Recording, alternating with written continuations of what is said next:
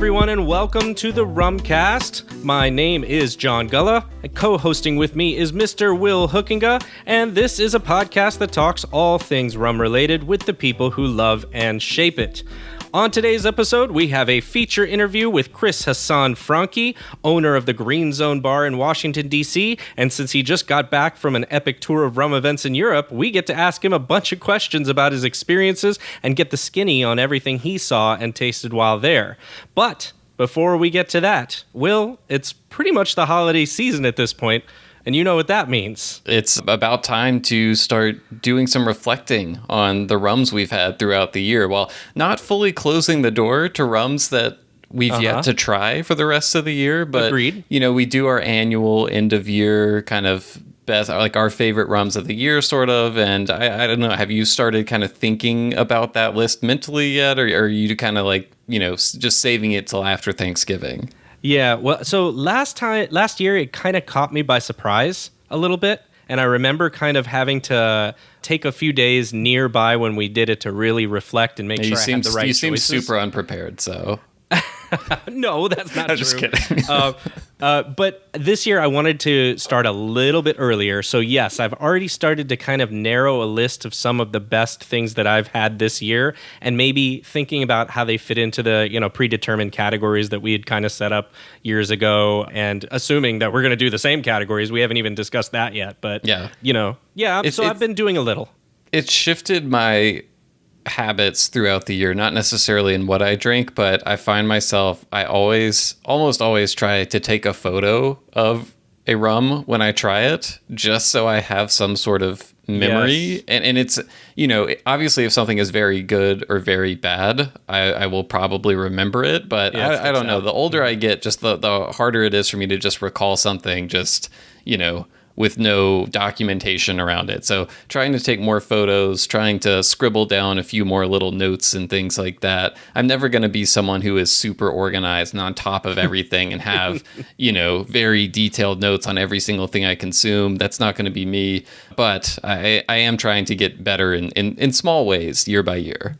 Yeah, I think like you pointed out, the phone and, you know, having the ability to kind of make a quick note and a picture on something is very helpful. I do the same thing actually nowadays, because we do get introduced to a lot of different things, and sometimes it is hard to remember if you really don't at least write something down. Like you said, maybe there's ones that do stick out naturally, right? But you know, there's ones that sometimes they're surprisingly good, but and I don't mean when I say forgettable, I don't mean they're forgettable in what it is. It's just in the context of whatever. Maybe you tried 5 at that day, right, or we're at an event where you tried a lot, and you know it's hard to keep up with them all. But yeah, I mean, I'm excited for it. I'm excited as we're kind of working in towards the holiday season now. We have a lot of cool stuff lined up, and that's always one of my favorite things of the year that we do. So yeah. I'm definitely prepping for it. Well, one thing that I did not need to take a photo of, although maybe I did, but I didn't need, even if I did, I didn't need to in order to remember it, is the Hampden 8 Marks collection. And I'll preface this by saying I did not have a chance to taste through it yet, but I did obviously, I think us and many of our listeners probably have seen the photos of the new Hampden 8 Marks collection, which is a very talked about unique release that I know at least has hit the United States already. I'm not sure what the status is in other parts of the world, but what it is it's a collection, almost like a tasting kit of all 8 marks that 8 marks. I think it's 8. Yeah. It's in the title, Will. All the 8 marks. I was being kind, by the way. Yeah. That Hampden produces. So everything from OWH all the way, you know, to LROK, DOK. HLCF, all the way up to DOK and the C Diamond H's and all that stuff. So, and they're in 200 milliliter bottles. It comes in a black box, and I'd seen the pictures of it online. I've been like, that looks really cool. It looks like they really kind of nailed the presentation. I love the size of bottles. I really like that it wasn't just little 2-ounce samples or something, but also at the same time, it's not like it was full bottles or even half bottles. I think would be that, you know, that would really up the price a lot and make it more prohibitive. And I think in general, most people we've talked to, I know it came up on our latest Patreon happy hour, several people had bought it already, and most people were getting it under $150. So, somewhere in the 130 to 140 range, which is honestly less expensive than I thought it was going to be, even though at the end of the day, it is 8 unaged rums. But, you factor in the packaging, you factor in the exclusivity and everything. I was just honestly expecting it to be over $200. So that was kind of a pleasant surprise. But I will say, already thinking it looked cool, seeing it in person took it to another level. I don't think I was prepared for the impressiveness of maybe the sheer size of it. I went to Chopper, a great bar here in Nashville, and Max Carlin, who runs the bar there, he had gotten one of the sets, and he was like, "Oh, do you want to check it out?" I said, "Of course." So he brings it out, and he walks out, and I was like, "Holy shit, this is like Hampton the game almost." Like, it looks like a big heavy, it's almost like in Jumanji, the movie where the Robin Williams version from the 90s where they get the set and it's like this carved big, wooden huge. It's this big board and it just looks very substantial. That's kind of the vibe I got when he brought this out. And so first of all, it was way bigger in size than I was expecting it to be. And then, you open it up and it's got these sheets that kind of lay out the specifications for the marks and the black glass bottles, the black box, the gold lettering. It's just, I know you as a packaging geek would really appreciate it. And I know we've had our many passionate disagreements over packaging, but I think once you see this, you will agree with me that it is quite impressive in person. Yeah, I mean, like you said, I've seen it online, and I've been envious of all the people who already have it, because I don't, and kind of the closest place that has it, I think, is a county up from where I'm at, so I haven't had a chance yet. But I've heard really glowing reviews on it, and like you said, what I've seen of the packaging, it looks so well put together and well thought out. Yeah. So it's not just like a slapdash, like, hey, you guys want to taste this stuff? Here you go. It really was something that presents the distillery and the products that they're making in such a way as an exploration, right? Which is really, really fascinating. So, I think kudos to them for, like you said, the packaging, being able to do this in the United States. I'm actually really pleased with the distribution. Like, it seems like there's enough out there to get into people's hands and people aren't fighting over it. Yeah. Like you said, that's my perception, at least. Maybe that's wrong, but it seems to me like people are getting their hands on it at a reasonable price, which is great. I've seen it for $199, as high as $199, by the way. So that's kind of the ceiling on it. But I have seen others that $149-ish seems to be the median. Yeah. Yeah, I do think there will probably be, that price is going to vary by location. And yeah, I was hearing rumblings from a friend in town that a store that is likely to get it may be charging significantly higher here, which I was disappointed to hear. Yeah. I was hearing somewhere maybe the $300 territory, and that's the kind of thing that I would love to avoid with this type of release. Exactly. Being able to get it to people at a much closer to wholesale price. I know everyone has to make some money, but it's nice to see, at least in other places, that it's coming out at a reasonable price. I think under 100, like right there around 150 and below, I think is the sweet spot for that product in terms of being able to feel really good about getting your hands on it as a rum lover who isn't the type of person who is just going to automatically pay whatever the price is for whatever cool limited thing is coming out. Right. No, I agree totally. And once again, we go to this point pretty often, but we don't want to bourbonize this, right? And it seems to me like right now, there's a want for this in the community, in the rum enthusiast community, but there's also proportionate amount, I guess you would say, that's out there that's not driving up a secondary market ridiculous. Now, if one of these is held on to somehow and somebody wants to use it as an investment, I don't personally like that strategy. It's not, I want people to drink this and I want people to enjoy it, but I could see 10 years from now somebody pulls this out and it's going to be a lot more valuable. Not ridiculous, by the way, so I don't want to incentivize it either, but there's that. But my hope is, Will, that this is a kickstart for more distilleries doing this and seeing that there is a want and a need for it. And even hopefully, I've heard, I don't know where I heard this, but I heard that there's another version coming out of the Hamden Marks that is maybe an aged version. Yes. Okay. I heard it was young aged or lightly aged, as we've said in the past. So again, this is really rumor, unconfirmed, but I heard it was like 4 years type of thing that it would be aged, and that those were going to be released. I'm not sure if they'll be released in the US and Europe, or if it's Europe exclusive or something like that. But yeah, I mean, I'm hoping that, again, this is going to be something that people will see value in and continue to do at a reasonable price.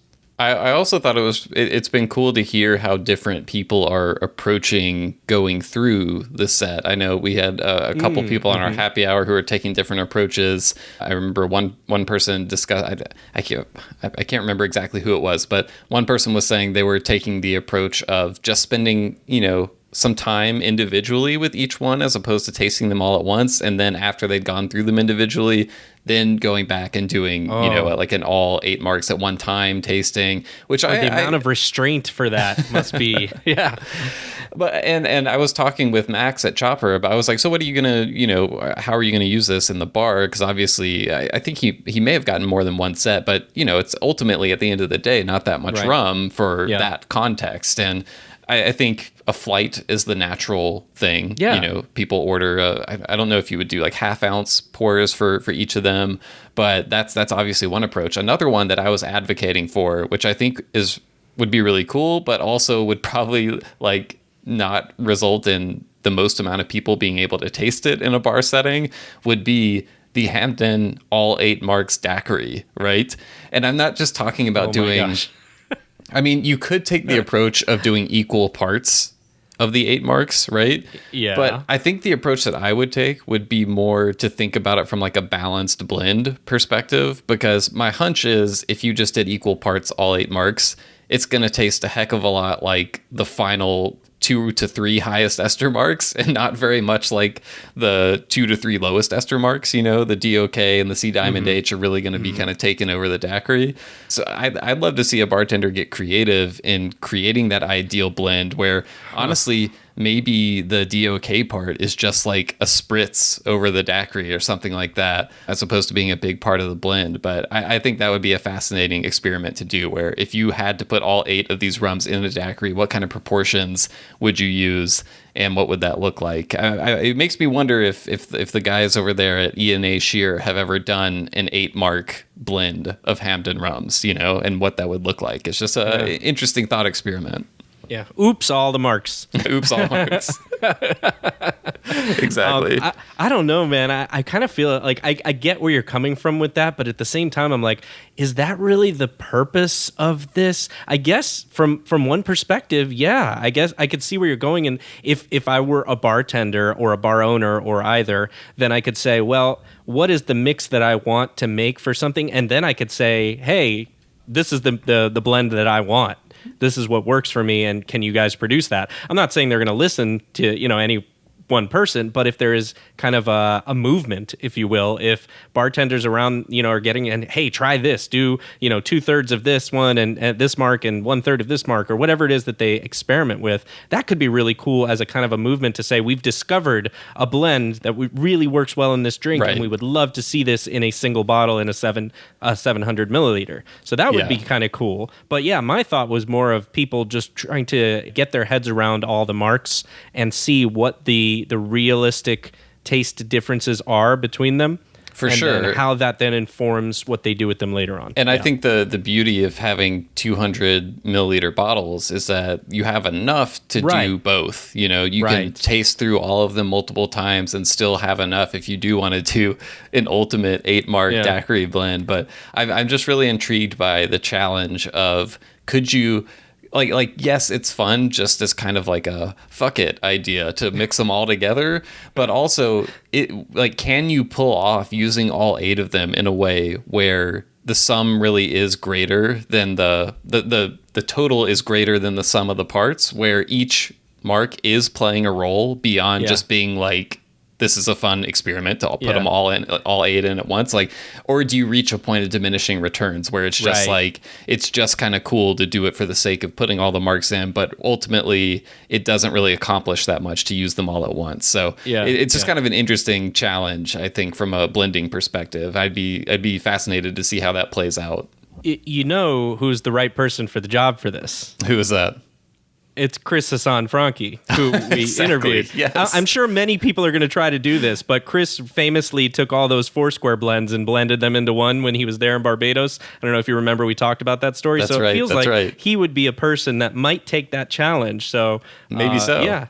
Yeah. Well, and that's a good segue into our interview. This was a really fun. I know you got to go to the Green Zone recently. I still haven't been there, and you came away very impressed, not only with the drinks and the rum selection available, but with the food as well. You were raving the about environment. for weeks, the environment, everything. And so you mentioned that Chris had just gotten back, I think, from going to UK RumFest to going to Whisky Live Paris, which, yes, has whiskey in the name, but also has a lot of cool rum stuff going on at it, and a festival in Amsterdam, which I'm struggling to recall the name of right now. Onse is in the name, but now I can't remember. It's like, I think it translates to like rum by the sea or something like that, something to that effect. But anyway, you and I have long talked about UK RumFest as being a bucket list rum fest item for us. And also beyond that, we saw a number of photos of very interesting new rums that were kind of being debuted there. We saw a High Ester Blend from El Dorado.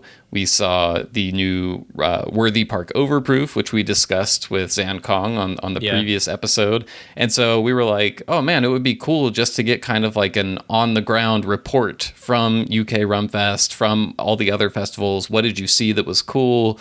For those who haven't been, how does it compare to rum festivals in other parts of the world? What's unique about it? All that kind of stuff. So we got to dig into all of that with Chris, and also talk a little bit about, his philosophy as a bar owner and a new exciting bar concept that he's working on in DC as well, which somehow is going to be even more rum focused than the Green Zone, which doesn't have rum in the name or rum in the description or anything. It's positioned as a Middle Eastern bar, and it just so happens that the owner is obsessed with rum and stocked it with tons of rum and features it in a lot of ways. But it's not just a 100% rum bar, and this new concept is going to be. So really great conversation, and I'm excited for people to hear it.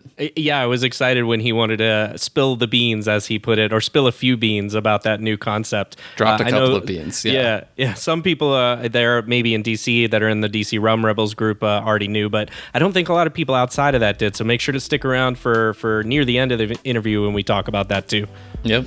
Well, let's just go ahead and go over to the interview.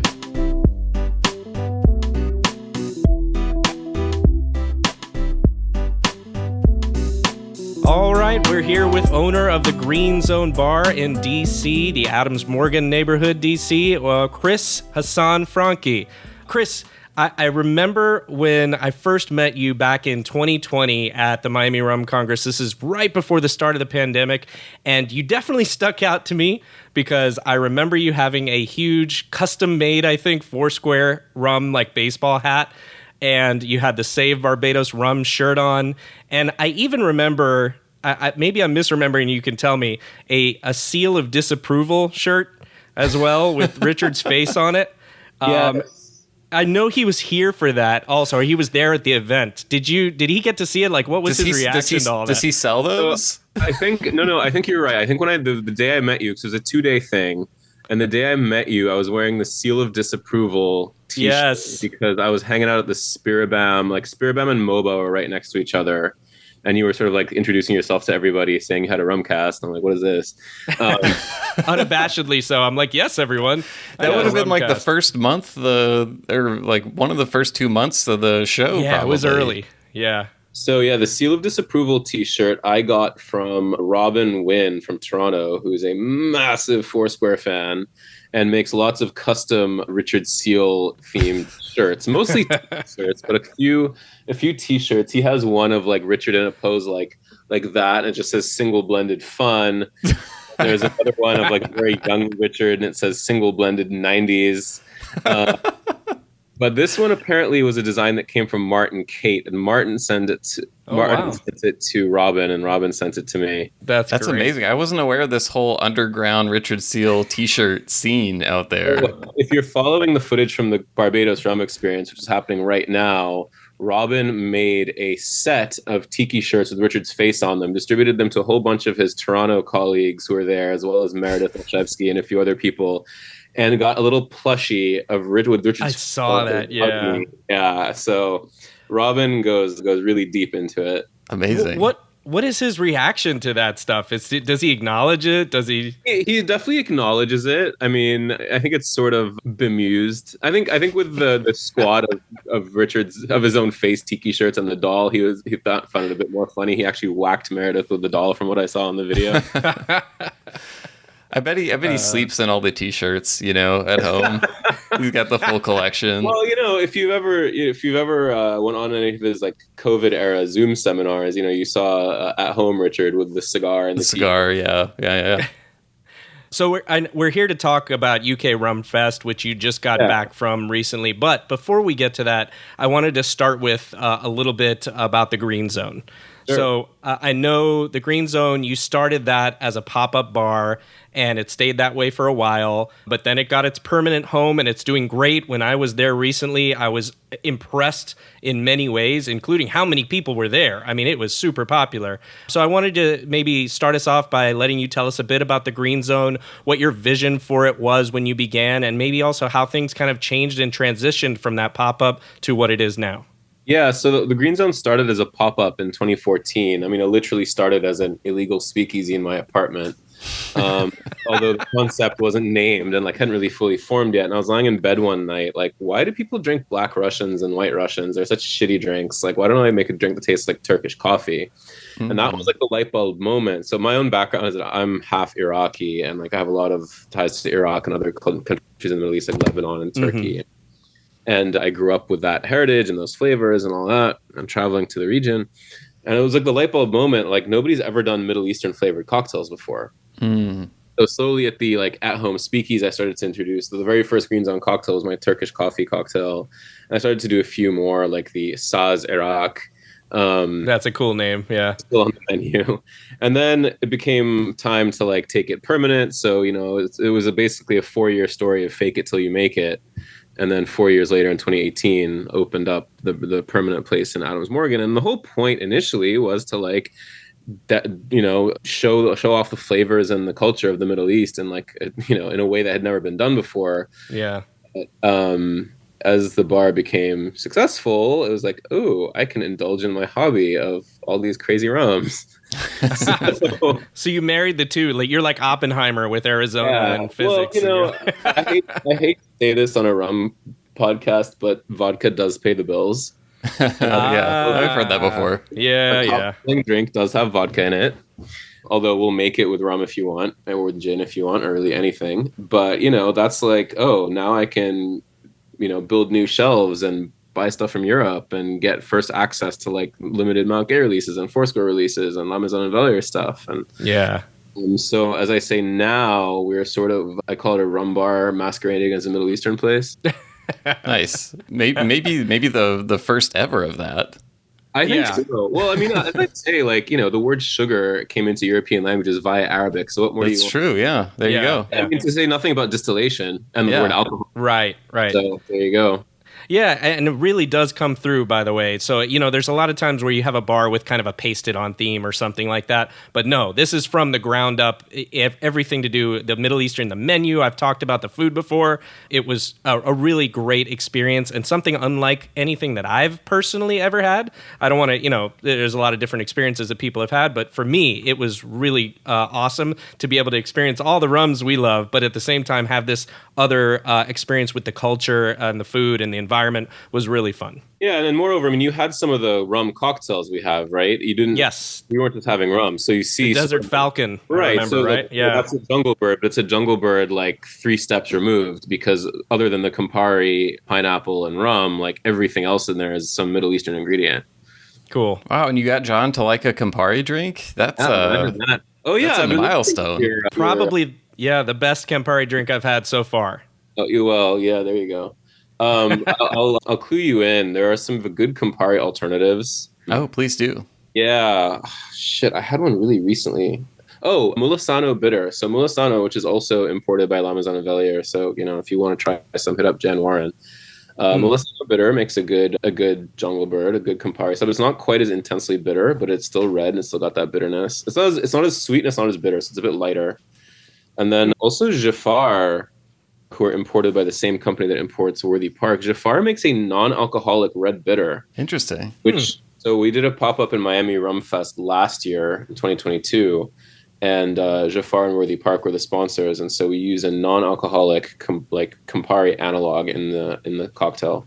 So that was kind of cool. So actually, I haven't got a bottle for the bar yet, but I want to just in case somebody wants a non-alcoholic Garibaldi or something. We have another sidetrack. Garibaldi is a cocktail with Campari and orange juice, like fresh squeezed orange juice. Mm-hmm. We have a bitter red Italian non-alcoholic soda called Stappy, which tastes like a bottled Campari and soda. So we just mix that with. Yeah, that sounds awesome. Something like that. Yeah. But the Jafar stuff would be good too. Yeah, so that's the green zone, I guess. I want to circle back, and we have some bar related questions and everything. But before we do that, we want to get into your recent travels. You hit up UK RumFest, which John and I we were just answering a bunch of listener questions, and one of them was talking about bucket list rum events, and that's one that's at the top of both of our lists. And we were also just complaining to Zan Kong on the last episode about showing off the new Worthy Park Overproof, debuting that across the pond over there. Although he did say the bottles may be getting to the US sooner than overseas, so we do have that. Yeah. But we'll get to Worthy Park in a second. Yeah. We'll definitely get to that. But just for those who haven't had the chance to be there, and your trip also spanned more than just UK RumFest. You went to some other rum festivals, so we're going to get into that as well. But just set the scene for someone who's never been there. You arrive. What is the setup like? Is there anything that makes it different or stand out from other rum events that you've been to? What's it kind of, what's the setup like? What's the vibe? So I would say, first of all, UK RumFest is much bigger than anything in the US, but it's also, I don't know what it is, if it's the venue or the fact that it's all carpeted, like it's much cozier. The carpet is the secret. It's the carpet, yeah. Oh, I'm just thinking about it now. Like it's kind of cozy. Like the booths are kind of tight together, but it's not just that. It's like and there's also shitloads of people. Like there's hundreds and hundreds and hundreds of people, right? Yeah. I think for somebody who's never done it, the first year I went was in 2019. And like I also met like Eric K the same way I met you, John. Like I was in the line to get into a seminar, and Eric K comes walking up. It's like, you like Foursquare? Here, try my Holmes Key. I'm like, what's Holmes Key? But the first time I went in 2019, I think that was probably the first rum festival of any kind that I went to. What a way to start! You started right at the top, yeah. The last one pre-COVID, so it was like the big bang. But yeah, it is a little bit overwhelming, and it's like, I've been to Tales of the Cocktail before, and at Tales of the Cocktail, the rule is like, don't finish your drinks or you'll die.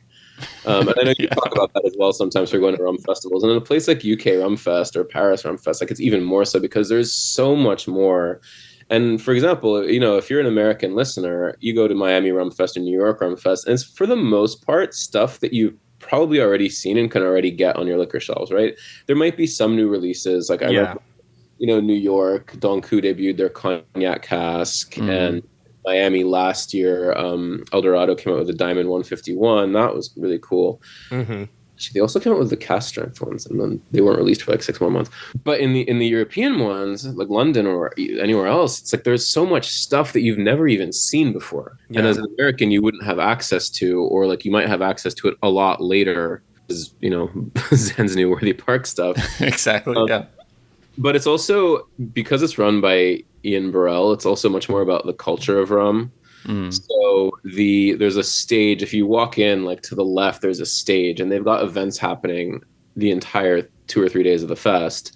Like they have cocktail competitions. They had little panels with there was the Barbados Tourism Board. And it was like some guy from there, and also Gail Seale doing a talk on like Barbados. Mm-hmm. And then they have, live carnival music and dancing for the last hour. And there's not a lot of food vendors, but the food vendors is like patties and rotis and stuff like that. Nice. So I think, Ian has done a good job of trying to encapsulate the culture of rum in a way that actually I think a lot of the other festivals, whether they're bigger or smaller, haven't done. They're much more focused on just the spirits, which is a great thing in and of itself. But I think Ian has sort of embraced the entire, culture of rum, most of it being West Indian, some of it from elsewhere. So that's kind of cool too. And I mean, it's in West London, which is nice because West London, specifically Notting Hill. I mean, really, if you want to talk about it, it's trailer happiness. But like Notting Hill, which is not too far from where UK RumFest is held, is the epicenter of the West Indian community in the UK. Ah, okay. Which is sort of why trailer has become like the official bar of RumFest, because it's like a 10-minute bus ride from there.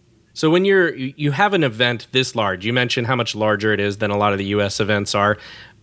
Do you have a strategy going in? Are you sitting there with like a map looking at all of it and saying like, okay, here's the path I'm going to take? Or do you just like let the wind blow you where it may? Or like, how does that work? It depends. I think the first time it was just so overwhelming. And I'm like, oh my God, let's just go from stand to stand to stand to stand. At that point, I didn't know that many people either.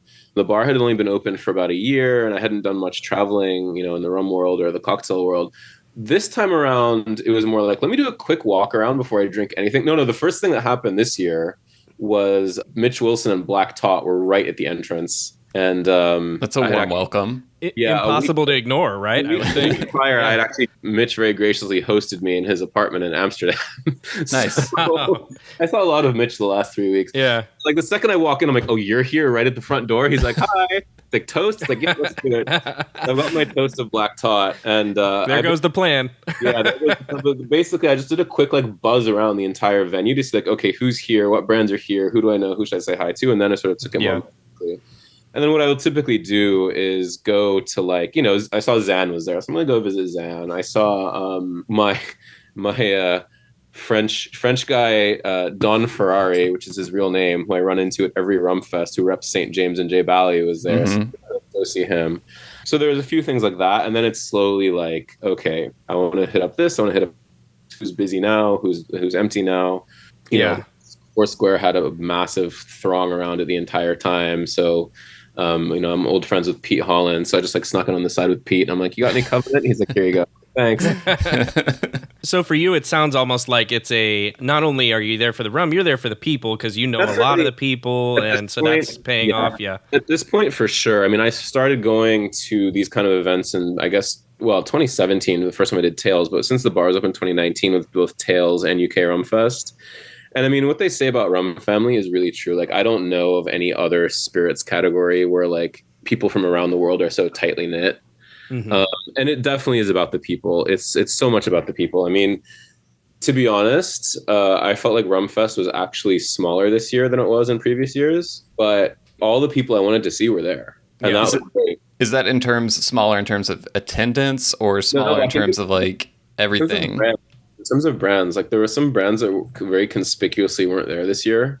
I have no idea why. I mean, on the flip side, though, there were some brands that had more of a presence. So, for example, in previous years, St. Nicholas Abbey had only been there on the trade day, whereas St. Nicholas was there all 3 days this time, which I thought was great.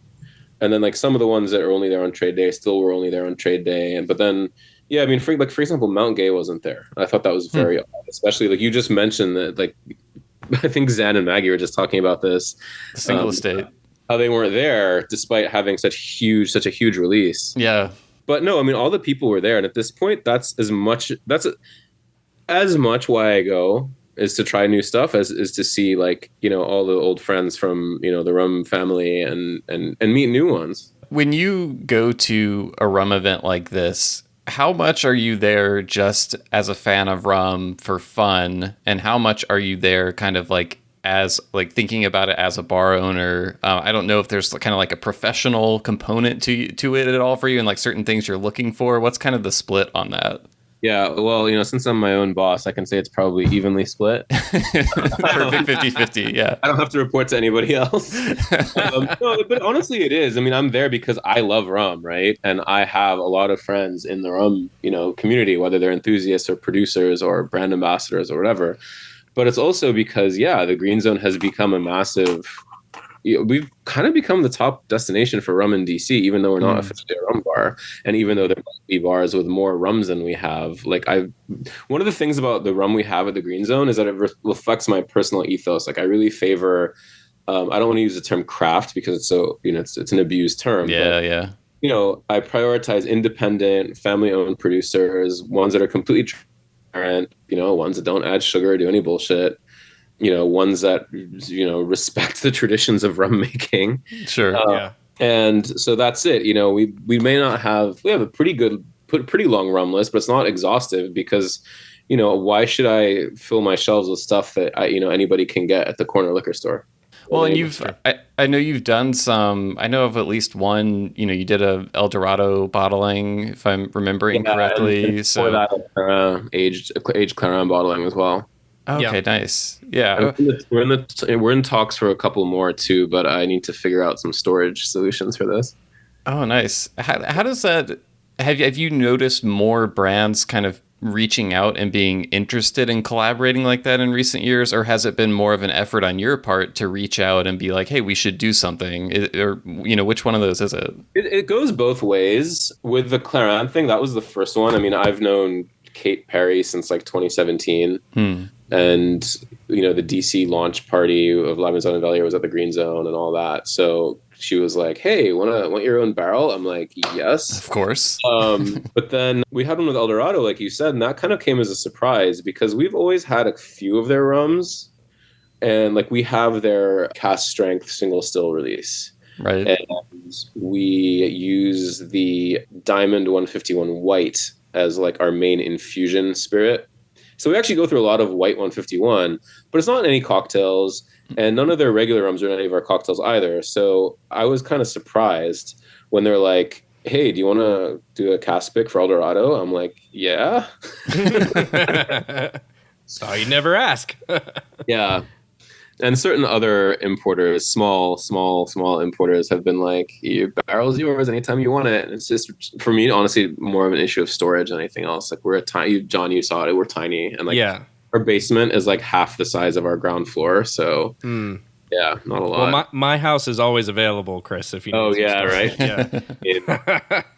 I just moved, right? I just moved houses, and all of my bottles, rum and everything else are in a storage unit right now, and it's like, I can't imagine unpacking that. Yeah, I went through that a few years ago. Not fun. Yeah. When you do one of those collaborations, what do you see as kind of the bet? Like, how are you thinking about showcasing that? Is it just, this will be a cool rum to add to our list for neat pours? Are you thinking about wanting, I'm sure it varies depending on what it is, but are you thinking about incorporating it into drinks? Are you wanting to get it into stores and things like that? Yeah, so that's a good question. So, I mean, most of those, so far, I guess we've done 2. I feel like we've done 2. I might be missing something, but in all these cases, they're too expensive to use for cocktails. Yeah. So we've offered them by the pour, but because, DC has the laxest liquor laws in the country, we can now just sell bottles to go. Oh, that's great. In fact, that's another thing we do is that like almost all the, the hard to get rum that I get at the bar, I like will message DC Rum Rebels, be like, yo, I have 3 bottles of this. Like, if you want them, let me know. The DC Rum Rebels are always down to take some rum off your hands, I'm sure. I think they're the top contributors, top commenters on your Patreon posts. It's a lively bunch, that's for sure. Yeah. But yeah, so then it's also, so the first 2 that we did, the first one, I told when our distributor said, hey, you're doing this barrel with Clarin Sajus, and I'm like, man, I don't think I can sell a whole barrel of that. Oh, I should backtrack. We do have other barrels, but they're not rum. So Gotcha. Okay. I was like, I don't think we can sell a whole barrel. So I don't know if I want to put like just Green Zone on the label. And it's like, well, what if we make it like Green Zone for, Prestige Ledroit? They're the distributor. Selected by Green Zone for Prestige Ledroit. I'm like, yeah, that sounds good. So actually, shitloads of that bottle went to stores in DC. Awesome. Yeah. Pretty cool. And I gave so many away as a PR thing that I actually forgot to keep one for myself. And now it's sold out. Bummer. Yeah, it was really good. It was Sajus aged in a Carigny cask. I mean, come on. Oh, always the first move when you get your hands on them is just take one and set it aside somewhere. I did that like 3 times, and I gave 3 of them away. Every time I go to a festival, I give my hat away because I'm like, I can always get another one at home. Yeah, but then with the El Dorado, it was partnered with Sealbox.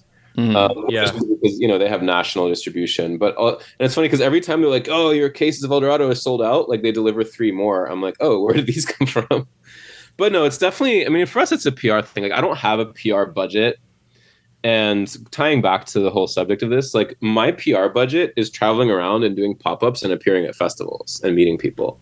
Mhm. To how, if I need to give away half a case of an exclusive barreling, like exclusive bottling from a barrel, like that's a justified expense as far as I'm concerned. And so, getting back, I guess, to the subject of the UK RumFest, we don't want to let that go just yet. No.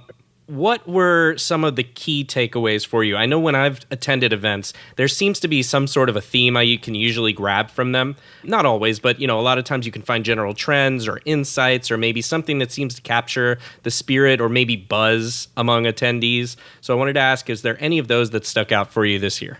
I'll say what's interesting is that, not to get too political, although I'm absolutely happy to, Ian Burrell made a big point that plantation was banned from RumFest this year. Wow. Oh, wow. How, Yeah. just in the middle of a presentation, or how did that go? Actually, in the middle of a presentation, I was sitting next to somebody. It was Ian Burrell's. So he has this seminar every year called Ian Burrell's. It used to be Ian Burrell's 1,000-pound rum tasting. Now it's Ian Burrell's 1,500-pound rum tasting. It's gone up. Inflation. Yeah.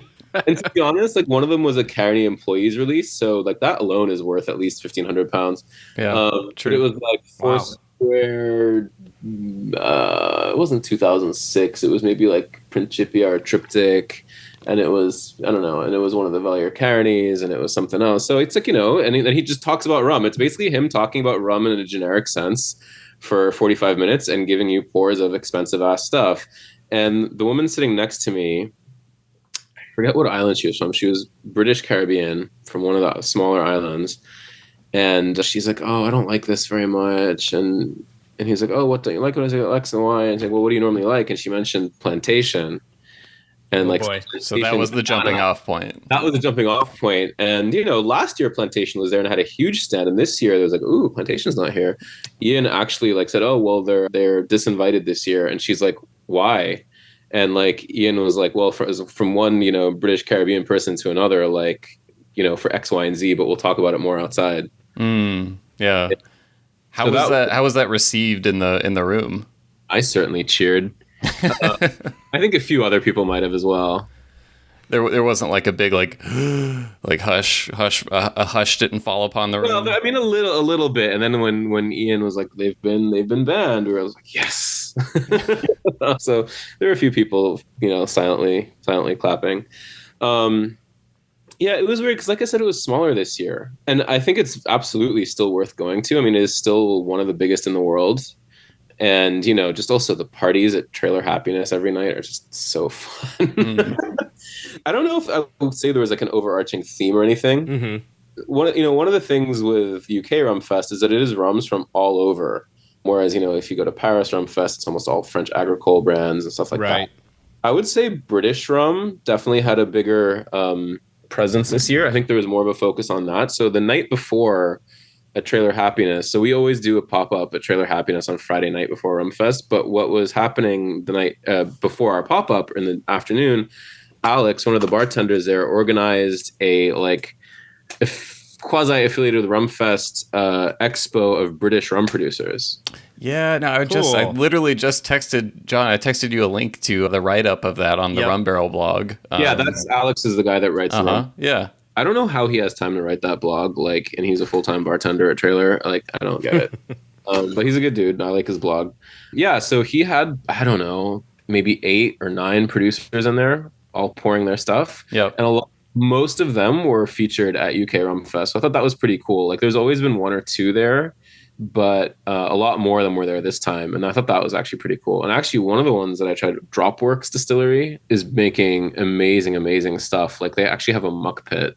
I'm glad to hear you say that, because I guess a little teaser of something to come in the next few months. But John and I have been wanting to do some of our own research on the UK rum scene, and we just put in an order at the Whisky Exchange for I don't know, 12 or 13 different UK rums.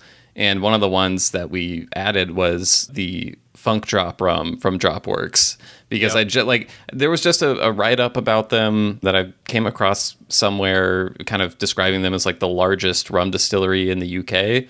And I hadn't heard of them before the article. And I was like, wow, this is, there's a lot going into this operation. And so the guy who owns it, Lewis Hayes, is I met him on the Barbados Rum Experience the first Oh, year, cool. 2021. It turned out that he is the owner of a bar you may have heard of called the Black Parrot. Right. Yeah. No, I read about the bar owner background in that article. Yeah. Yeah. So it's really cool. So Funk Drop is really cool. And then he has one which is only for sale at the distillery, but he gave me some samples of called Super Funk. So that one actually has the addition of muck to it and like a 20 plus day fermentation or something crazy. Oh, wow. Cool. Yeah. And he has one called Clean Drop, which is his take on like, a white rum. And you may have heard him, the daiquiri police. Like I would say it passes the daiquiri test. Wow. I heard about that. Yeah. Big endorsement. Clean Drop is pretty damn good. So yeah, Dropworks is really good. And there's also one called Outlier Distilling from the Isle of Man. They have one called Hurricane Overproof Manx Rum. Yep. That stuff is really good. Yep. I saw that bottle actually recently, Will and I, when we were discussing, and I was like, "Oh, look at this!" And of course, it's a hurricane, so that speaks to me on more. Yeah, than yeah, yeah. No, I think we got Florida? just a little. I think we got a sample of another one of their rums in our order because we were trying to we did a few bottles, but we also anytime there was a UK distillery that Whiskey Exchange had a sample available, we did that, and one of their rums had a sample, and I don't think the Hurricane one did, but so we're really looking forward to diving into to all of those and just seeing what that scene is all about. I know Maggie told you that you should interview Ben from Isla Distillery. Yes, we got some Isla stuff in the order. Stuff is really good, and I've only met Ben once, but it was at one of the Trailer Happiness after parties after RumFest one year, and he apparently appreciates dancehall reggae as much as I do. Nice. Yeah, so they're good. The Sugar House stuff is also really good. So yeah, there's some good stuff coming out of the UK. I mean, some of it's all right, and some of it's actually quite good. That's good to hear. That was actually a cool thing. There was a lot more of that this time around. Well, shifting gears from the UK rums that were available, I know a couple of interesting rums that John and I saw photos of from people at the festival. I know there was a new High Ester Blend from El Dorado there, the new Worthy Park Overproof. Were you able to try any of those, or was there other new stuff? Actually, there was one more thing that was really took a much bigger presence at this RumFest, and that was Madeiran rum. Okay, that's great to hear too. There's an importer in the UK called Harold and Hansa, which I think are the names of the two people who run it, who've imported William Hinton rum and rum. Yep. 97. It's a distillery called Ingenious de Noche, and they have rum 960 and 970, and I think there's even a 950, but they all kind of look the same, right? But they were there with a hell of a lot more releases, plus a whole bunch of other distilleries. So Urezinho was there. They've never been there before. A couple new distilleries or new brands were there. Harold and Hansa have started importing a lot more stuff. So even though it's still their portfolio, they had William Hinton, white overproof, 69%. This stuff was awesome. We actually have that in our market somehow in Nashville. I don't know how we got that, but yeah. No kidding. Huh. It's the only Madeira brand I've ever seen over here, William Hinton. Oh, hell yeah. Yeah, there was a new 970 cask strength Madeira cask, which was awesome. There was the Madeira, I don't know, if there's a board, a marketing board for Madeira and rum in general, but I think there might be because there's a giant thing here. It says, created by nature, produced by masters, Madeira Agricole Rum, original rum de Madeira. So they were organized. They were out in full force. They were very much out in full force. Nice. So I mean, other stuff for sure. The El Dorado. I have pictures of all this. I'm trying to find. Yeah, here we go. El Dorado High Ester Blend. It says LBI/DHE. So LBI is La Bonne Intention, a long defunct distillery in Mark. I think there may have been a Velier bottling of that from ages ago. And then DHE is Diamond High Ester. Yeah. Right. Yeah. So the bottle says distilled in 2012. So it's quite old. It was 57%. And I only found out about it by word of mouth. I went up to the El Dorado stand and I'm like, hey man, how's it going? I heard you got this High Ester stuff. He's like, oh yeah. I pulled it out from under the table. Here you go. The ones you have to ask for are always the most interesting. Yeah. And then he also pulled out a tiny little mini. I can send you the photo, but it's the cute. We were talking about miniatures in your last episode, in the mailbag episode. A mini of very old school Diamond Superior High Wine, which Lance from the Container has written about 10 years ago. And that was quite nice. Let's see. There was also, Well, how did we don't have to get into like, precise tasting notes and stuff like that, but I'm curious of just in terms of a high ester rum, how did that compare to, an aged Jamaican high ester or Oh, something so like that? I would say the El Dorado High Ester Blend to me tasted like imagine a cask strength 15 year. Oh, wow. Interesting. Like El Yeah. Dorado 15? Yeah. Wow. Really? Yeah. I mean, I know there's like a lot of Port Morant in the 15. Mm-hmm. Usually there's none in this, and I hadn't had the 15 in a while, but like it really had those same like heavy, by caramelly, I don't mean that they added sugar, but sort of those cooked sugar notes and Yeah, like yeah. the wood, those kind of notes you get from like old Demerars, which I think the 15 does really well. I've always said like I wish they would release the 15 at 46 or 50%. Oh man, Same. that would be Yeah. so good. So this to me was like a really amped up 15. That's interesting. I was expecting something a lot I guess The thing with high, the mark High Ester is that like you're expecting it to taste like Hamden or Long Pond, right, Right. right. right? Like that is not necessarily going to be the case. Right. It shit. I mean, what do you call it? Certain rum agricoles are like in the couple hundred ester, 200-300 esters, and they don't taste anything alike, right? Right. It's I all get, it's all, it's all different.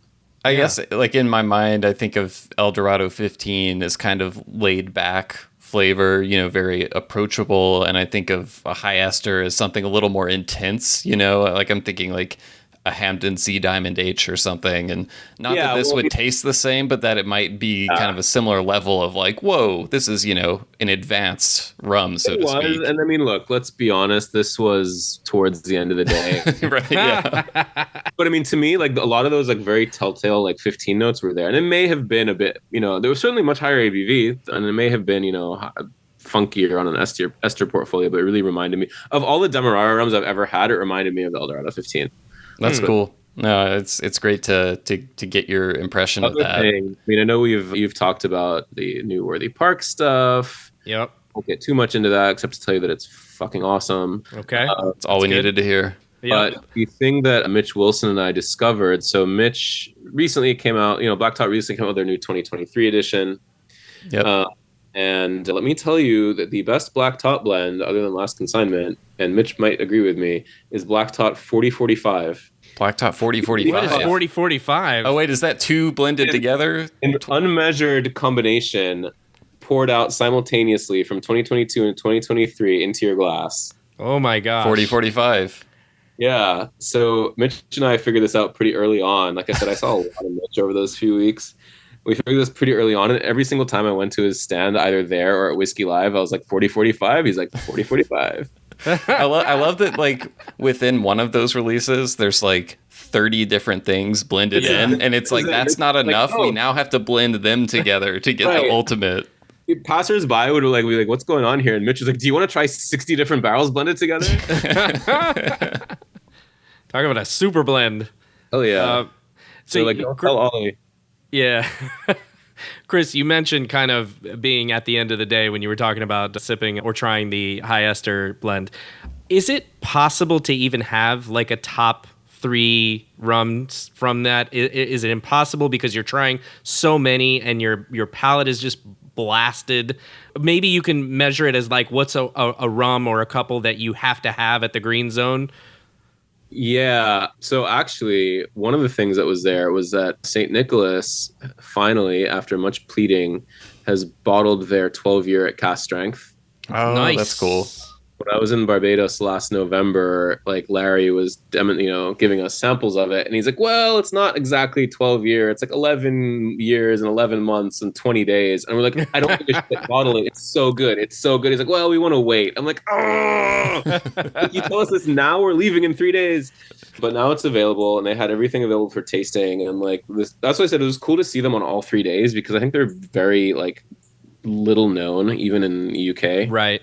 And they're like, I've always thought their 40% stuff is fine, but their 60% stuff sings. It's so crazy. Like their white at 60% tastes like bananas, and their 5 and 8, and especially the 12 at 60 are just awesome. Like real, like top quality rums.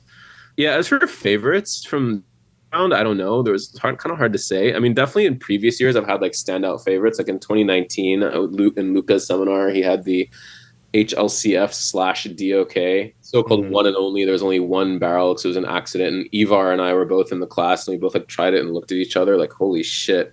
And Luca was like, "This will never be released." Like a few months later, I see that like Ivar managed to get a bottle of it, and I'm like, "I need a bottle." So I now have one at home, and I have one in the green zone. I might have one in backup. But there you go. and last year there was a Velier release of like Hamden, like 12-year age, like individual marks, which I never saw for sale anywhere. But they had a 12-year HLCF, which was unbelievable. Like if you didn't figure out that HLCF is my favorite mark, there you go. Putting it together, yeah. This year, I mean, I'm just looking at all my pictures. Maybe, the Worthy Park Cane Juice Overproof. The Worthy Park Overproof was really damn good. Oh, yeah. Okay. The standout. Obviously, I don't have a picture of this because I'm an idiot. Foursquare LFT Mark II. Yeah. The second edition of the. Yeah. Whatever they're going to end up calling it. Richard had a seminar where he only spoke about that one rum. There was only one single glass on the table and it was covered by a sheet of paper. I'm lucky enough to have a couple bottles of LFT. And this was, I think, even better. It's lower ABV, but it's much more like sugar caney. So both of them were not straight sugar cane. They were blends of cane juice and molasses. But this one was really like fresh sugar cane in a way that like an agricole isn't. Like if you've ever bitten into a sugar cane, it reminded me of that. Was this one different in any way? I'm assuming it came from a different cane harvest, at least the cane juice portion of it. But were the parameters changed or the blend percentages or anything? I don't remember if the blend percentages. I attended 3 seminars a day, which is actually quite a lot. That is a lot. And I never take notes at any of them because it's like I hate paper. I mean, I would never find myself taking notes at a rum festival. I don't have the discipline for that. Oh my God, there are people who do. And it's like they're writing furiously. And it's like, what are you writing down? I mean, no shots at those people. Enjoy the festival like any way that you want to. I'm just saying, for me, taking notes and rum don't mix. Yeah, I don't know if it was the same. I think it was the same general parameters. I don't know if the blend of cane juice and molasses was different. I just think because of the the natural spontaneous fermentation, you might get different results, right? Sure. Yeah. It's actually significantly lower ABV. It's like a good 5 or 6 degrees lower. Okay. It's still pretty high proof, but like I don't know. It tasted much fresher. Let's put it that way. Yeah. A couple other highlights. J Bally was celebrating their 100th anniversary. I saw that, yeah. They had, I forget what they called it, but it was the J Bally 100th anniversary bottle. That stuff was awesome. And it's weird because St. James and J Bally are the same company. And at every rum fest, including in the US, they have so much shit at their table that they only sell in France. I know, yeah. I mean, at Miami Rum Congress, we had a similar thing at the St. James table. It was, oh, this is great, not available here. Oh, this is great, not available here. I'm sure that was Don. But I mean, thank you for bringing it, though. Yeah. I love to be able to have it. He's like, oh yeah, here you go. Yep.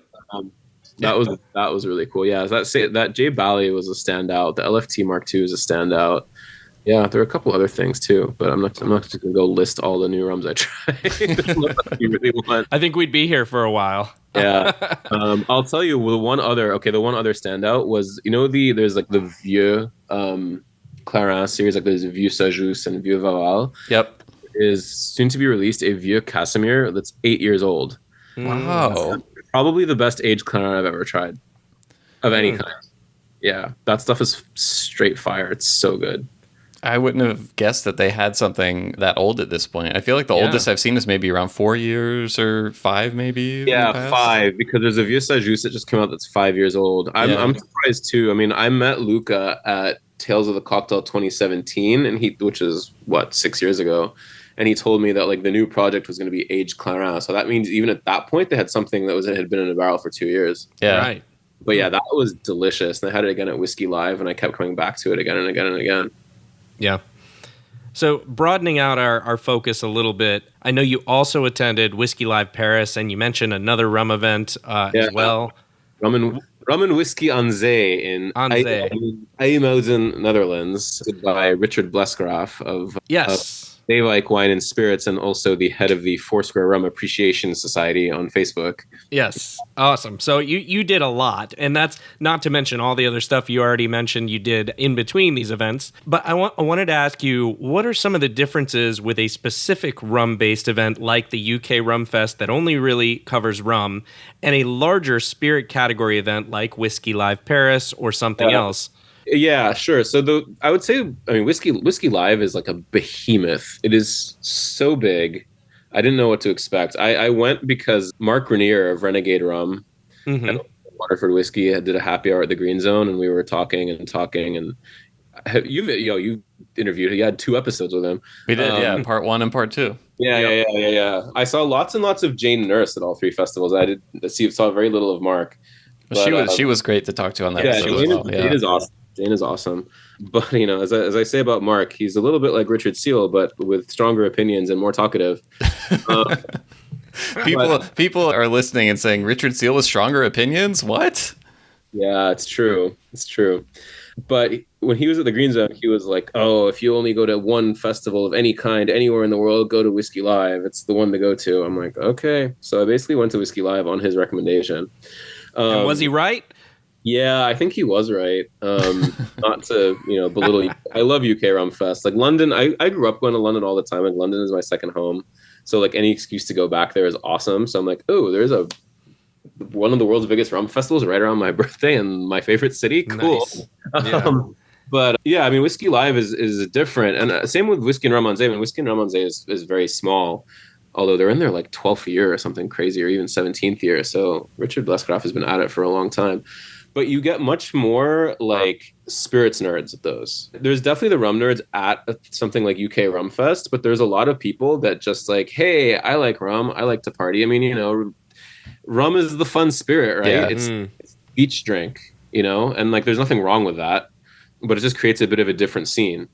You have there definitely the whole, UK rum, what's the word I'm looking for? The rum cognoscenti of the UK are all there. But there's lots of other people who, they might just like, for example, Plantation Guyana Rum, or they might like Diplomatico, and they're just there because it's like kind of like a big. Whereas Whiskey and Rum on Zee, and especially Whisky Live, are real spirits geeks. For the diehards. Yeah, for the diehards. I mean, mind you, I think there was a lot of party vibes. There was a big party vibe at Whisky Live because a big component of that, of all 3 days, is what's called Cocktail Street.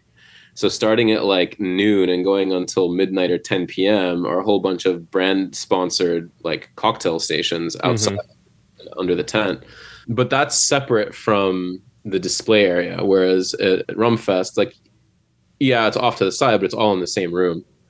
But no, that was cool. Whiskey Live was cool. Probably just as many rums as RumFest, plus all the whiskey, plus all the brandy, plus all the whole cocktail street. Like crazy. Was there a heavier agricole presence, given that it's in Paris? Yeah, so there was a heavier agricole presence than UK RumFest, especially because, like, as far as French agricole brands, I think it was only J. Bally and St. James who were there this year. Wow, really? Yeah, Spiribam wasn't there, which is really surprising. They've been there in previous years. Oh, and maybe the La Maison and Vellier table had, like, one Nason bottling, perhaps. But yeah, St. James and J. Bally were pretty much it. Like, I don't think De Paz was not there. La Favorite is never anywhere. Oh, sorry, Trois Rivières was there because Trois Rivières is now owned by Campari. So like Trois Rivières was next to Appleton. Okay. But so, yeah, definitely Whisky Live had more agricole than UK RumFest, but not nearly as much as Paris RumFest. Paris RumFest is like, if you're at all curious about rum agricole, go to Paris RumFest because it's like almost as big as Whisky Live, but it's like 90% rum agricole.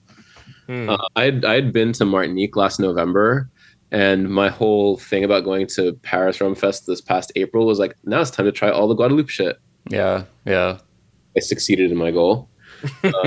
Yeah. Well, first of all, I have to say I'm insanely jealous of your pronunciation of anything French, because wow. I studied it for like all of high school. Well, you're doing off. well. I mean, at least to an American like myself, I'm like, holy crap! really good at pronouncing that stuff. John's just over here like, want some rye? Of course you do.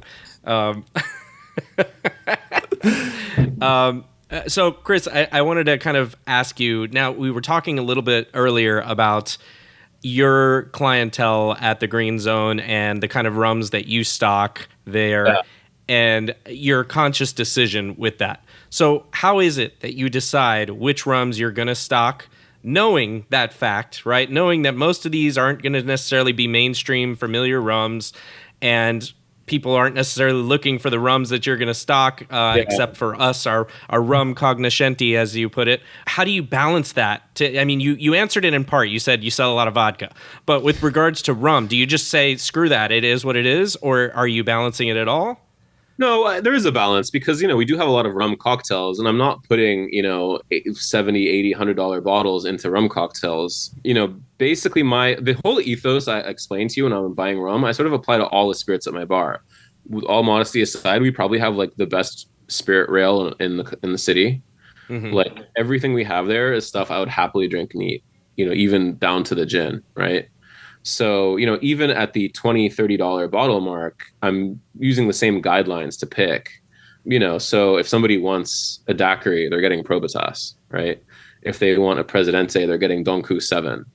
If somebody wants a regular, whether it's a Desert Falcon or a classic Jungle Bird, they're getting Worthy Park 109, when it's in stock.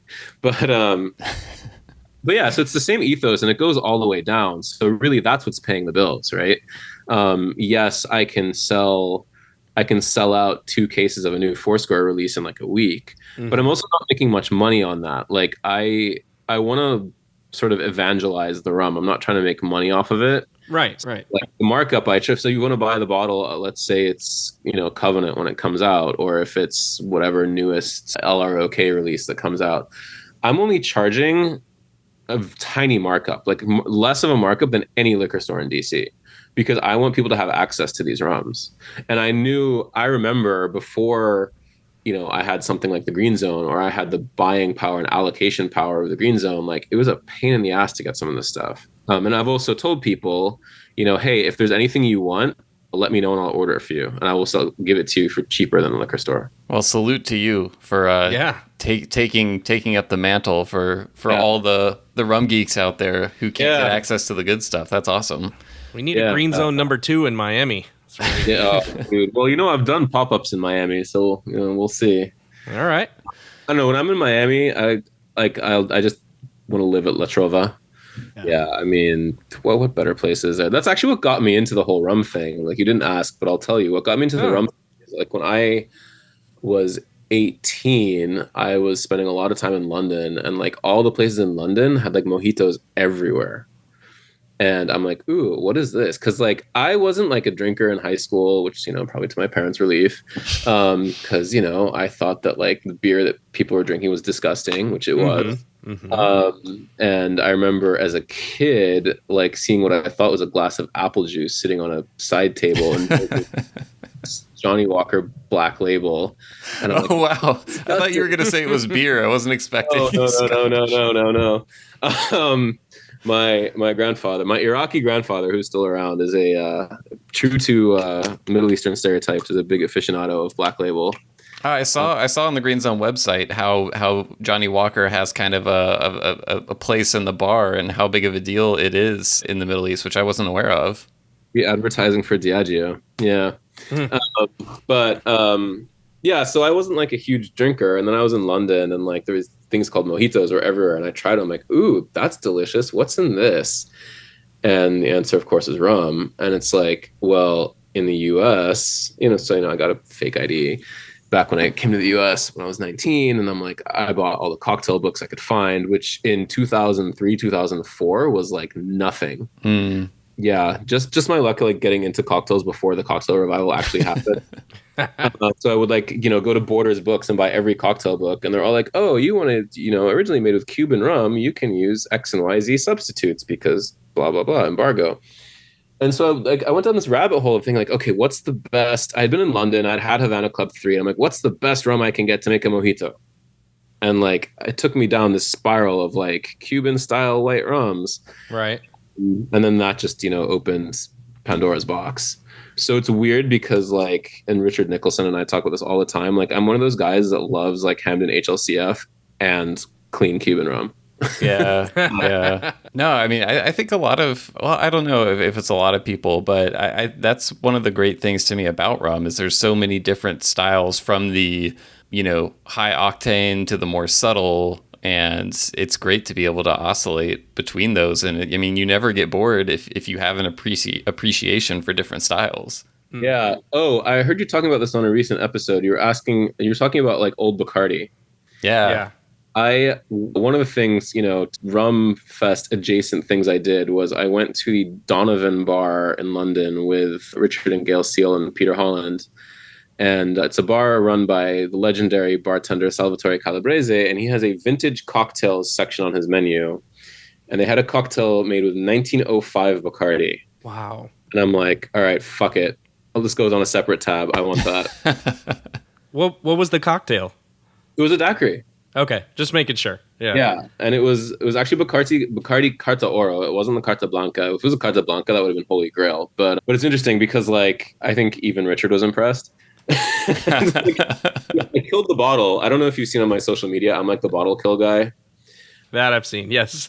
So conveniently enough, there was like enough in the bottle to make one daiquiri, and they just left the bottle at my table. So I'm doing, that. And then Richard takes a little bit and like puts it in his hands and smells it, and it's interesting. The distiller move. It really, yeah, right. Like it really was. That was certainly a highlight of UK RumFest, even if it wasn't actually at the festival. Right. Yeah, it's interesting. It was like super, super clean, like flavorful, but super clean. What do you think? We're talking about Cuban rums you can't get easily in the States. Is there any style of rum or type? Is there kind of a gap in the market that you see in terms of what bars need a specific style or a type of rum that you'd love to have, but like there's not the perfect thing out there that's the right price or the right whatever to fill it right now? Yeah, like I said, something like a high proof Eldorado 15 would be awesome. Yes. Yeah. In fact, 100% agree. Trying to get my hands on a consistent supply. Yeah, I don't know how Eldorado found out about me. Like, I got sent back in 2021, maybe, or 22, like 2 bottles of the dark Diamond 151, which hadn't been released because apparently I'm like a rum influencer or something. There you go. They're on to you. I'm like, I've never talked to any of you people. I now, like, I'm friends with their national brand ambassador, Jody Curtis, but like at the time I didn't know her. So, and like she did an event at the Green Zone. I pulled this out. She's like, how do you have this? I'm like, you tell me, how do I have this? I don't know. Yeah. So I'm trying to get more, and like I've been trying to work with blends. It's like, okay, what happens if we blend 50%, Diamond 151 Dark with Eldorado 8-year? Does that get us close to the ballpark? So nobody's really done that. Like we use Ed Hamilton's, Guyana, what is it, 86 proof? 86, yeah. And like it's good, but it doesn't have a lot of age on it, and also 86 isn't quite where I want it. Yeah. Mm-hmm. So that I think is a big thing. I've told Eric K, like, man, just get a tropically aged, 5 or 8 year 50% Guyana, and I'll buy a barrel of that. I would love there to just in general be more kind of mid-priced, not super long aged, 90 to 100 proof rums on the market from everyone. That would be to me that would fill like such a void. Yeah, I mean, even like Worthy Park 109, which is an awesome product, isn't, and it definitely has its purposes and its uses. There's something in between that I want. So I'm like, another thing I did is like I tried blending 50% Rum Bar Gold and Worthy Park 109, and it's like, okay, that is kind of like that Jamaican punch rum style, right? That nobody has really done. Everybody's like, oh, let's have Smith and Cross and Worthy Park 109. It's like, no, those are all too strong. I mean, great shots to rip, and you can make killer cocktails with them, but like that's not exactly the same thing. Mm-hmm. Yeah, definitely. I mean, not to reveal my nefarious plans, I went to E&A Stare when I was in Amsterdam. And I'm like, wait a minute. So everything you have in this warehouse is tropically aged. They're like, yeah. Like in Maine, it's all aged there. Like, yeah, but this is all tropical aged. They're like, yeah. I'm like, all right. The gears are turning. It started turning, yeah. So we'll see. Maybe one day will be a Green Zone blend of rum from E&A Stare, but I think that's more trouble than I can be bothered to get into. Chris, I wanted to ask you, I think you feel like one of the best people I can think of to ask this question. We've had it asked of us many times, and I don't think we've ever had we have an answer, but I don't know that it's a great answer. So when you're introducing someone who isn't as familiar with rum as a category, how are you getting them to where they need to be? What's your approach to bringing them in? I was sure you were going to ask me this because you got asked this on your mailbag, and I've been thinking about it, and I still don't have an answer for you either. I love we're all just making it up as we go along. No, well, I mean, literally, like I said, the green zone is the ultimate example of fake it till you make it, right? I don't know. I mean, if you remember the discussion you had, it's like, well, do you like bourbon? Then you might like Foursquare, but then they're like, blah, blah, blah. But like, that's also like, but that also works so many times. Like my friend Ari used to work for the importer for Foursquare, and she lives in Charlottesville and Virginia and belongs to like a whiskey club there. And one time she brought like Foursquare '05 to the whiskey club, and they're like, wow, what whiskey is this? So it's like, that can work, right? Yeah. Mm-hmm. I don't know. I think a lot of it is comparing, okay, what do you normally like to drink, right? Do you like vodka? Then try, Don Q Cristal or something like that, right? Or are you an agave person? You would probably love Clarin or rum agricole. There's nothing quite like, Jamaican rum in any other state. But, if you like brandy, right? If you're a cognac drinker, not just a bourbon drinker, but if you're a cognac drinker, you might like Barbados rum as well, right? Or maybe like an aged agricole. So I think there's ways to do it. And it's also like, oh, do you like mojitos? Guess what's in a mojito? It's rum. A lot of people have no idea. It's true, yeah. I mean, a lot of people either don't know or think it's, vodka or whatever. Right. But then they think they can use crap rum in a mojito, right?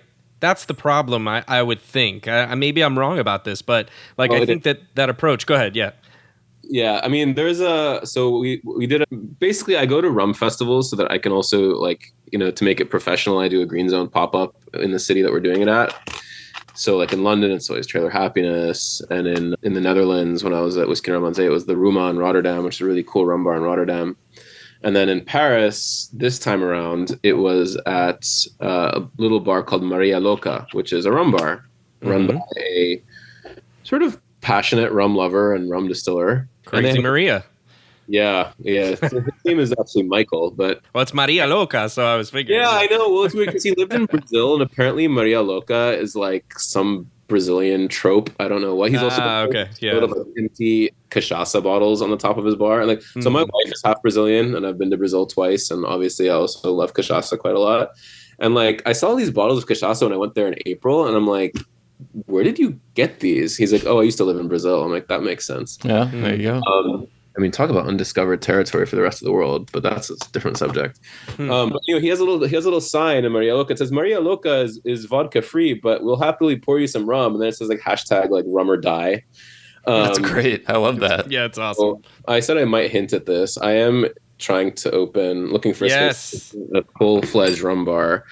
And my plan is to just not have vodka. And it's like, if you want a vodka soda, I'm going to give you Don Q Cristal and soda. And I challenge anybody to give it back to me. This isn't vodka. And it's like, I love Don Q. I love the SAIS family. I love Giselle. I love the whole team. I think what they're doing is awesome. They're in my rail in a bunch of different places. But Don Q Cristal is fucking light. Right? Yeah. Right. And it's I challenge anyone, especially with a squeeze of lime, to have a Cristal and soda and not appreciate it as a vodka and soda. Yeah. So, okay, so let's follow up on that a little bit. And I know you had mentioned this new rum bar venture when I was there a few months ago. So what else can you... So you've given the perspective. It's only going to serve rum. What else can you tell us at this point? How much do you know? How much of it is still yet to be decided? Where's it going to be? All of that. It's not going to only serve rum. If you really want a Manhattan, goddammit. But That should be the if it's on the menu, that could be the name. A Manhattan, goddammit. Yeah, right. But it's okay, for example, here this is part of the question you just asked, but also ties back to the previous question. Do you like old fashions? You'd probably love a corn oil. Yeah. If you make it light on the falernum, which is, as God intended. Yeah. But yeah, so I just don't want to have vodka because I feel that in the rum world, there is a valid substitute for vodka. There is not a valid substitute in the rum world for gin, right? But yeah, so it's going to be all rum cocktails, but all cocktails that were created in, the Caribbean or the other tropical, like cane growing and rum producing regions. So it is very much, the idea is for it not to be a tiki bar. Okay. I love tiki drinks, but I also like stopped consuming sugar more or less. So tiki drinks really don't Kind of tough. Yeah. Yeah. Yeah. I mean, actually, one of my favorite things now is a mojito with no sugar at all. It's basically a mint rum Ricky. It's quite good. Or, if I have a tea punch, it's like, I'm convinced that Ben Jones and Ed Hamilton created the concept of cane syrup in a tea punch to sell it to bartenders in the US. Nobody uses it at all. Really? Like thing of actually, hold on. Let me see if you can excuse me 1 second. Yeah, go for it. This is let's hold it to the camera. Oh, it's a little bit of sugar from Marie Gallant. Yeah, so I have not actually been to Marie Gallant. I don't know where. I probably got this from Paris RumFest. But like you go to a cafe or a bar and you order a tea punch and they give you one of these packets, and in Martinique it will come from Le Galion. Mm-hmm. And sometimes it will be branded with Saint James or Trois Rivières or whoever, but it's all from Le Galion. Mm-hmm. And then they give you a spoon and some lime pieces and you do it yourself. And so I'll put in like a tiny pinch of sugar, but 3 crystals. Yeah, pretty much. So it's not tiki, and everything everywhere where they grew sugar, they also grew limes. So like, people are like, oh, the daiquiri was invented and the caipirinha was invented. It's like, no, they probably just happened naturally. Yeah. Mm-hmm. So rum, lime, and sugar is such an obvious combination. Those ingredients find their way to each other. Yeah, and it's there's a term in biology, I think it's called like convergent evolution or something. It's when like you have two completely unrelated species and they end up evolving to look exactly the same, even though biologically they're unrelated entirely. Huh. It's like that, in every tropical region where there's rum distilled, there's sugarcane around, so they make sugar, and then there's probably citrus growing, right? Yeah. So it's basically celebrating that combination. So everything is going to be I might be shooting myself in the foot, but everything is basically going to be rum sours, like tropical rum sours.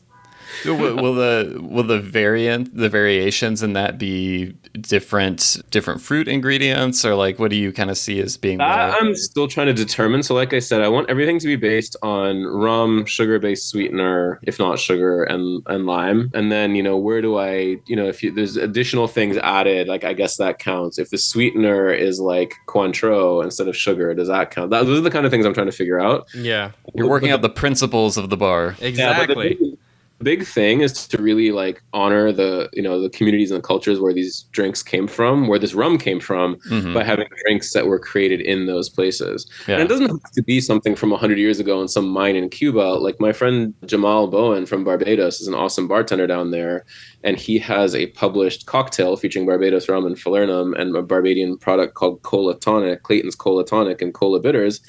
It's called a grind and toil. You can look it up. Like it's on the internet and it's featured in like the Clayton's pamphlet. So like he created that a few years ago, and like that's a very valid entry for my menu at the new place. Okay, so that's cool. So that was a question I had. Is it's not just going to be classic cocktails? You'll have like new modern cocktails being made in these places in the last decade. Yeah, I mean the challenge. I mean, so I've been in rum producing regions, let's call it. I've been to Barbados, Jamaica, Martinique, Puerto Rico, Cuba, and Brazil. Mm-hmm. And there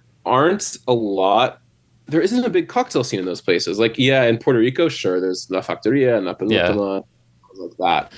But like in Jamaica, it's like, in Barbados, it's like mostly hotel bars or restaurant bars. Mm-hmm. And Jamal is doing amazing things, and there's another amazing Barbadian bartender named Shane McLean. He's doing awesome stuff too. But like by and large, that's not what people are drinking. Even in Brazil, like Brazil is a massive, very developed country, and like the cocktail scene is very underdeveloped in Brazil. Interesting. There is a very cool cocktail from Brazil, which I can share with you if you're interested. Yeah, sure. The Macunaíma, and it is basically... You're going to have to spell that for me. No. Yeah, I'll type it in the... La Macunaíma? Macunaíma. Sounds like a tiki name from Hawaii. Yeah, it does. It's a Tupi name from Brazil. Okay. It's basically a Amburana aged cachaça daiquiri with a 1/4 ounce of Fernet Branca in it. Oh, wow. hate Fernet, but this drink is really good. But it's like it's from Sao Paulo, and Sao Paulo has like I don't know 10 million people of Italian descent, so it makes sense, right? Oh, yeah. Wait, a barman who hates Fernet? I can't stand. I also don't have piercings or tattoos. What do you want? Bucking all the trends. Yeah, right. But yeah, so I mean, something like that is a valid entry point for like to be served at this bar, and that was created a few years ago at like one of the premier cocktail bars in Sao Paulo. But like, you know, in Jamaica, I don't know, are there any like modern cocktails invented in Jamaica? I don't think so. And Well, if there are and you're listening and you know of one, yeah, write exactly. in and let us know. We'll forward it on to Chris. I mean, hell, Zan worked in the hotel industry in Jamaica. So Zan, if you're listening, let us know. Actually, that's something I like about every single rum festival. Like literally everywhere I go, there's Zan. he's the he just constant. pops out somehow. Except that he wasn't at Whisky Live. So this year it was Mitch and Jane. They were at every event. What the hell, Zan? You're slacking. Come on, bro. At Paris RumFest in April, and I'm like agricole, and I turn a corner and there's Zan. I'm like, what are you doing here? He's like, I got the Worthy Park Overproof. It's got cane juice in it now. So there we go. He had the Worthy Park Calvados cask, which was delicious. Ooh, that does sound good. At a French festival, have Calvados cask and cognac cask. That'll do it, right? Yeah, there you go. Who's bringing that to market first, him or Richard? Well, it's already out, so okay, that's true. Just not here. No, of course not. Yeah. Sucks. Well, I heard you talking about like sites that will ship to the US. Yeah. If you go to the DC Rum Rebels Facebook page, I have a pinned list of all the sites I know that will ship to the US. Oh, nice. Go. That's a good resource. Yeah, but yeah, I mean that's the problem when you reach this level. Like I'm 39. I've been drinking rum for about 20 years, and like you reach a point where like I go to a store here and I have everything. Yeah. Everything. And like there's some good stores in DC too. I'm like there's nothing here I need. Yeah. So, basically once I think from like UK RumFest 2019, once that started, that kicked everything into high gear. That's another thing. Like, this is an occupational risk of one of these rum festivals. Like you will start scraping and scrounging to buy all this shit that you try. Yeah. Just be bleeding money by the end. Like, my bar shut for 2 months in COVID. And what did I do in those 2 months? I bought lots of rum from Europe. And look at you now. It all worked out.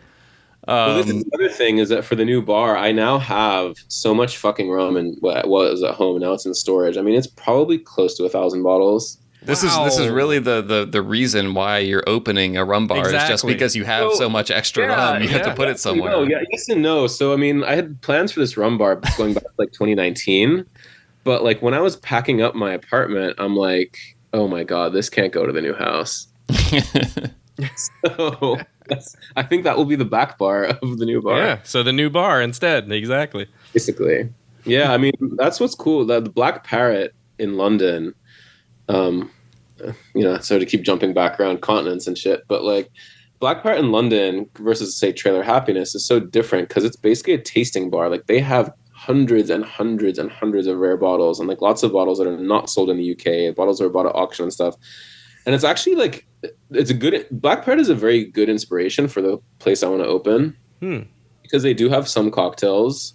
They're like quasi original, but they definitely like pay tribute to the Caribbean. The menu is full of gorgeous black and white photos of the Caribbean, like Jamaica and Cuba and St. Lucia and stuff like that. That's cool. Yeah, it's very cool, but it's mostly just that they've got this massive towering collection of rum. I don't know, John, if you went to Jack Rose when you were in DC. No, I didn't get a chance. Heard of it? Yes, I did hear of it. I remember somebody. There's a bar down the street from us that claims to have the biggest whiskey collection in the Western Hemisphere. Yeah. And I'm like, damn, who's got a bigger collection in the Eastern Hemisphere? Because like they're at like almost 3,000 bottles right now. But yeah, Black Parrot is what I call the Jack Rose of rum, and like I kind of want to do that for DC. Well, someone creating a huge, massive pile of rum somewhere in the U.S. is something that is music to my ears. So. Yeah, I still need to make it to Smuggler's Cove and to Roomba and all those places, but I just did Roomba for the first time. Yeah, I heard you were just in Seattle. Yeah, it was great. Good time, yeah. Yeah, no, it was fabulous. what's cool about, owning your own business in the alcohol world. I can go to make a trip to Roomba and call it a business expense. Yeah, There you go. That's perfect. I think that's definitely on my list, like Roomba and Smugglers and Portland, right? Forget the name of it. But yeah, so those definitely, because those also, like, I mean, I know Smugglers is a tiki bar, but like Roomba is not a tiki bar. No, Right. It's a So- rum bar. The rum bar, and that's basically what I want to open. So Yeah. yeah, and then the Green Zone will, I guess, buckle down on the Middle Eastern thing. People are like, you're not gonna have rum with the Green Zone? Like, no, the Green Zone will still always have rum. Don't worry. Excellent. Okay. Yeah, that's good news. Yeah. Well, we only have one thing left to do at this point, Chris, which as a listener of the show, I'm sure you're familiar with. It's the Yes. rapid fire segment of the show. Are you up for it? He's opening the rum. There it goes. Take a swig first. Was that a little Mount Gay eclipse there? Yeah.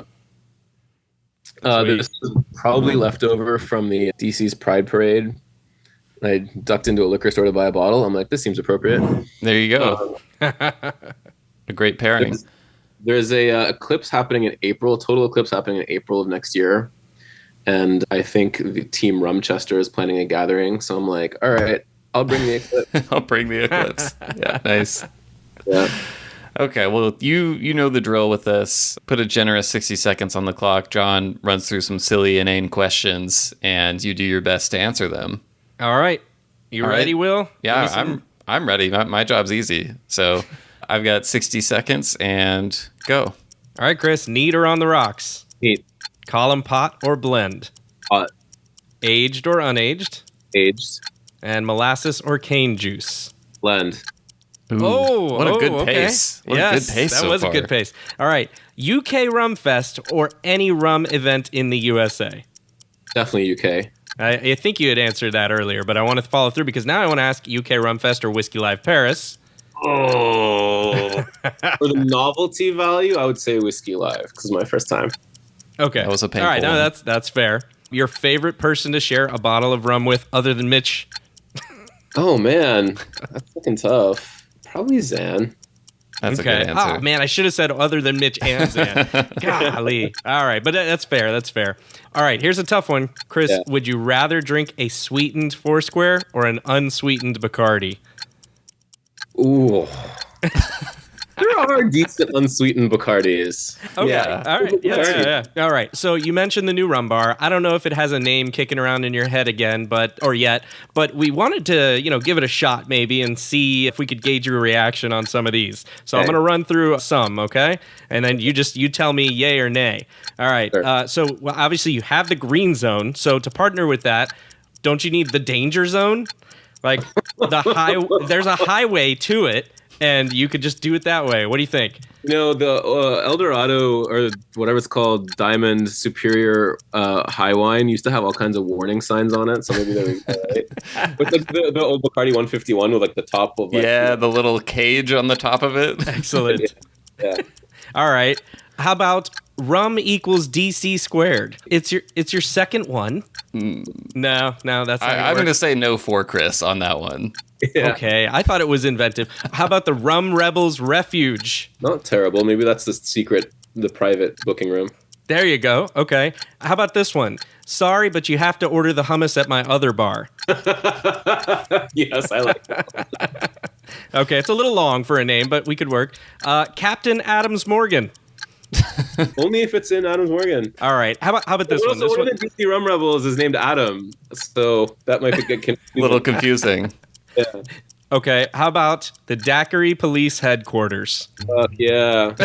All right, we got a couple yeses there, John. Good work. Excellent. Okay, I think we started him off on the path. Favorite dancehall reggae artist or song? Oh, it's got to be Limb by Limb by Cuddy Ranks. Oh, All right. yeah. I do a thing where like I take every Foursquare release and apply it to a reggae song. Oh, When Shibboleth came out, it was like shibby shibby shibby shibby Foursquare rum, shibby shibby shibby shibby blended fun. do you have like an it. equipoise song lined up yet? Then feed it Foursquare, pick up their That's awesome. I love amazing. it. Speaking of that, and the seal of disapproval t-shirt that we started with, which rum brand not named Plantation has most earned that t-shirt in your mind? Bumbu. Boom, boom, yes. That's time. You came up with that one really fast. That was Yeah, great. you did. And I agree. All right, Chris. Well, thank you for hanging out with us. This was great to learn more about UK RumFest, Whisky Live Paris, and everything you've got going on there in DC as well. So anything, I know we touched on the new bar concept coming up, everything, anything else to share with people before we let you go? Yeah, doing a tasting flight for 8 different Hamden marks is kind of a pain. Really? I had to order new glasses to get them to fit. But yes, if you would like to try the new Hamden 8 marks, we will be having them as a tasting flight at the Green Zone very, very soon. That's a great idea. Yeah, that is a good idea. I've got to get to DC, man. I've never been to DC. My sister-in-law lives there. I know all the rum rebels up there. The Green Zone's there. What am I doing? If you let me know you're coming. Like, all the really good stuff is in storage, so I'll pull it out. Okay, I'll take you up on that when I finally make it up. Yeah. I think you really have, Chris, made DC a kind of a spot on the map for rum people. You know, like we talk about with Rumba and others, you know, Smuggler's Cove. I think the Green Zone is filling a spot here on the East Coast. So I don't think I can give any much more higher praise than that. Thank you. Thank you. Like I say, let's wait till the actual rum bar opens, and then we can full throttle. I love that Sounds you good. can't call the place with the best rum selection in DC the actual rum bar, right? It's not. It's not a rum bar. I mean, like, I joke that it is, but like, it's not. Like, the majority of the drinks we sell are not rum. I mean, that vodka drink I told you outsells every other drink 10 to 1. Oh, yeah. Not like all the others times 10, but like Right. 10 to 1. Yeah. Well, we'll bring them around slowly. Yeah, start making good stuff. All right. Well, thanks for hanging out, Chris. This was Yeah, great. Thank you, Chris. Thanks, guys. I'll talk to you soon.